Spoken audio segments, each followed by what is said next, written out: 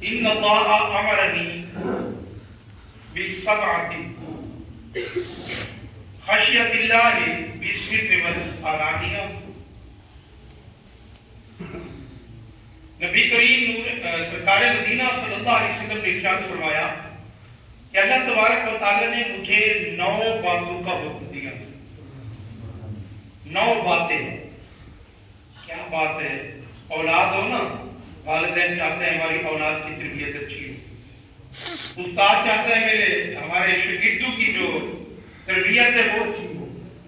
کوئی کسی کی تربیت کرتا ہے، کوئی کسی کی تربیت کرتا ہے. ہمارے پیارے نبی وہ ہیں جن کی براہ راست خود اللہ تبارک و تعالی تربیت بھی فرما رہا ہے اور آداب بھی سکھا رہا ہے. یہ کیا مقام ہو! نبی کریم صلی اللہ علیہ وسلم نے اللہ تعالی نے مجھے 9 باتوں کا حکم دیا.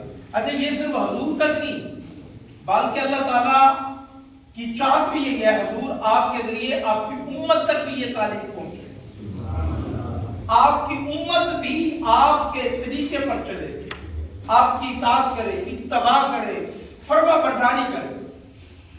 میرے آقا فرماتے ہیں اللہ نے مجھے 9 باتوں کو حکم دیا. پہلی بات کیا ہے؟ خشیت اللہ فی السر والعلانیہ. اللہ سے ڈرنا ہے تنہائی میں بھی اور لوگوں کے سامنے بھی. پیارے نبی کے ذریعے کیونکہ امت کو تعلیم ہے، پیارے آقا دو عالم صلی اللہ علیہ وسلم تو کس مقام پر ہے. دیکھو ہمارے یہاں ہوتا یہ ہے کہ جب لوگ موجود ہو تو بڑے حاجی سے بنتے ہیں، بڑے نیک بنتے ہیں. لوگوں کے سامنے تو جناب بڑے پتہ چلے، لوگوں کو پتہ چلے یہ بڑا نیک ہے، اور لوگوں کے سامنے کوشش کرتے ہیں یار ذرا اچھا لگے. لیکن جب تنہائی ہوتی ہے نا اس وقت خدا یاد نہیں آتا. تو نبی کریم صلی اللہ علیہ وسلم فرماتے ہیں اللہ نے مجھے یہ حکم دیا کہ اپنی امت کو بھی یہ تعلیم دے دو، بندہ جلوت میں ہو، بندہ خلوت میں ہو، لوگوں کے سامنے ہو، تنہائی میں ہو، ہر حال میں اللہ تبارک و تعالیٰ سے ڈرنا چاہیے. اور یہ جو روزہ ہے نا اس کا اصل مقصد بھی تقویٰ ہے.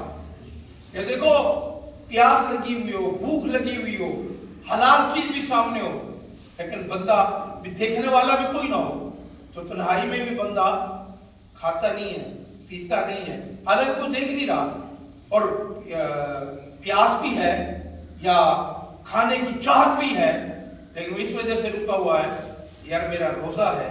بھی روزہ ہے کوئی دیکھ تو نہیں رہا. کہتے جس کے لیے روزہ رکھا ہے وہ پروردگار کو دیکھ رہا. تو یہ روزہ پریکٹس بھی اصل میں تقوی کی ہے. اور حضور اکرم صلی اللہ علیہ وسلم نے تقوی یہ نہیں ہے.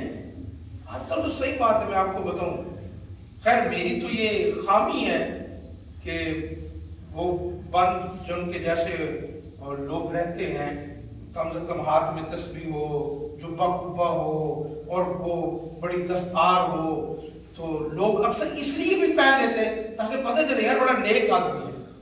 حالانکہ تقوی لباس میں نہیں رکھا. میرے آقا دو عالم صلی اللہ علیہ وسلم فرماتے تھے اللہ نہ تمہاری صورتوں کو دیکھتا ہے، نہ تمہارے شکلوں کو دیکھتا ہے، نہ تمہارے لباس کو دیکھتا ہے. انگلی کا اشارہ کر کے فرماتے تھے اللہ تمہارے دل کو دیکھتا ہے. تقوی یہاں ہے، تقوی دل میں ہے.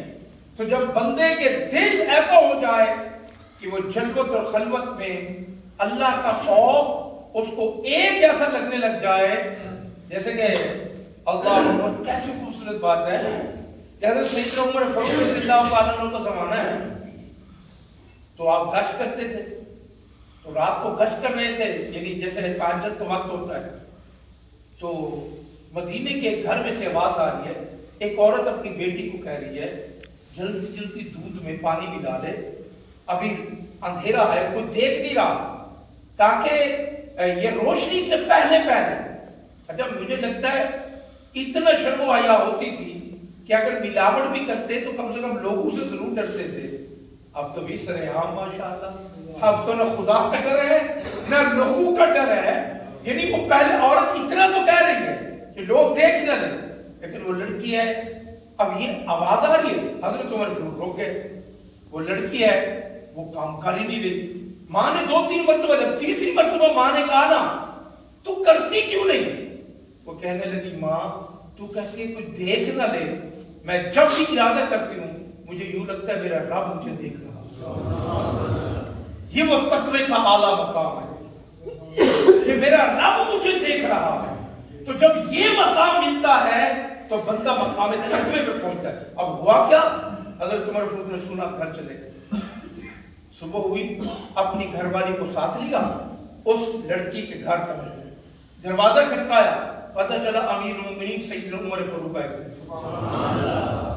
حیران ہوئے وہ گھر والے بھی, ہمارے گھر میں چھوٹا سا گھر, وہ مدینے کی غریب عورت.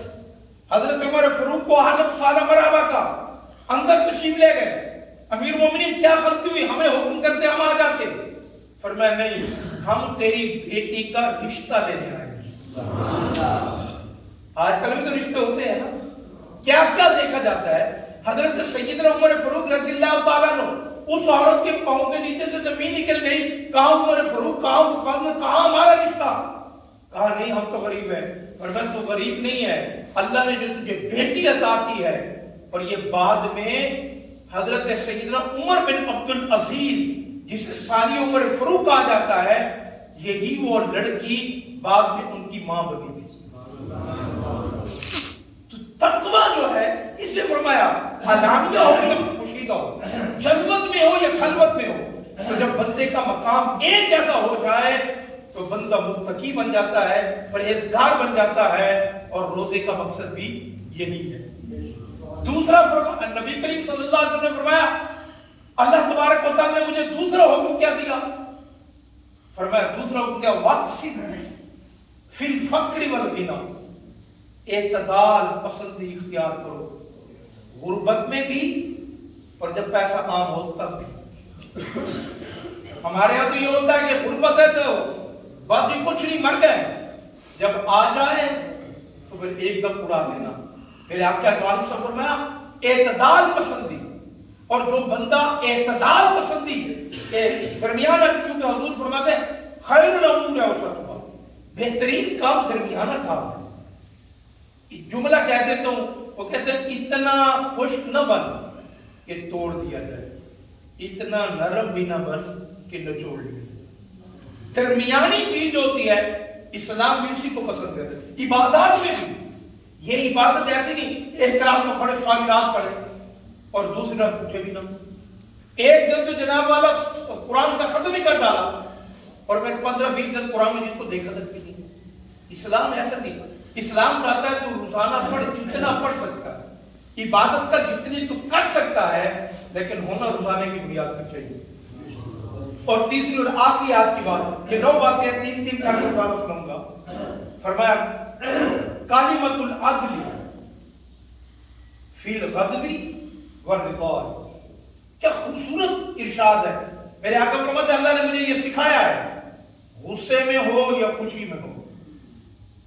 فرمایا کلمہ عدل, کلمہ حق کہنا. یہ نہیں ہے کہ جب تو خوشی میں ہو تو اب تو کلمہ حق کہہ دے, جب تجھے غصہ آ جائے تو پھر تو کلمہ حق نہ کہہ سکے. جیسے مثال کے طور پر محلے داری ہے جی, رشتہ داری ہے تو بندہ غلط, قصور تو ہمارا اپنے بچے کا ہے نا, اور نہیں کیا کرے جی محلے داری ہے. اور دوسرا دور کا ہے. فرمایا نہیں, غضب میں, رضا میں, خوشی میں, غمی میں تیرے منہ سے جب بھی نکلے تو کلمہ عدل نکلے. اور عدل ایسی چیز ہے جیسا کہ ہمارے ملک میں بھی سپریم کورٹ میں عدل کے بڑے لالے پڑے ہوئے, پتہ نہیں ہونا کیا. انصاف اور عدل اتنی بڑی عظیم نعمت ہے کہ وہ حدیث مبارکہ جس میں حضور فرماتے ہیں کہ 7 بندے قیامت کے دن اللہ کی رحمت کے سائے میں ہوں گے. پہلا مطلب کون ہے؟ فرمایا امام عادل, تمہارا چیف جسٹس ہو اور انصاف کرنے والا ہو تو قیامت کے دن سب سے پہلے اللہ کی رحمت کے سائے میں ہو. تو عدل بہت ضروری ہے. حضور اکرم صلی اللہ علیہ وسلم نے تو کر کے بھی دکھایا ہے. حضور کی زندگی میں آپ دیکھ لیں. حضرت مولا علی کی بات پہ بات کرتے ہیں. حضرت مولا علی امیر مومنین تھے. ایک یہودی نے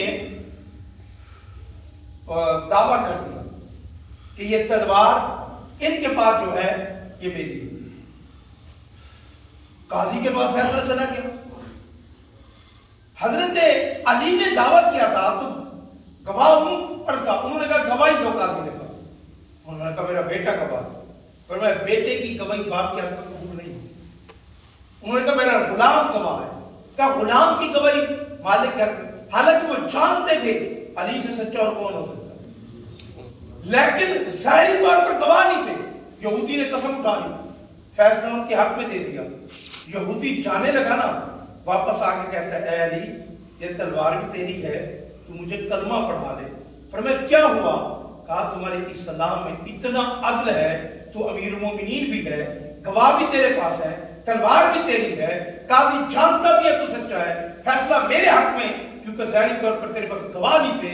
جو اسلام اتنا سچا مذہب ہو وہ قبول نہ کر لوں تو اور کیا قبول کر؟ ارے پہلے دنیا اسلام کے عدل کو دیکھ کر لوگ مسلمان ہوتے تھے، اور پاکستان عدل اور انصاف کی بنیاد پر 124ویں نمبر پہ ہے دنیا میں، اور یہ ملک بنا اسلام کے نام پر ہے۔ تو میرے آقا فرماتے ہیں اللہ نے مجھے یہ حکم دیا، غضب میں، غصے میں، خوشی میں، رضا میں، جب بھی زبان سے بولے تو کلمہ عدل بول۔ اللہ تعالی ہمیں اس کی توفیق عطا فرمائے۔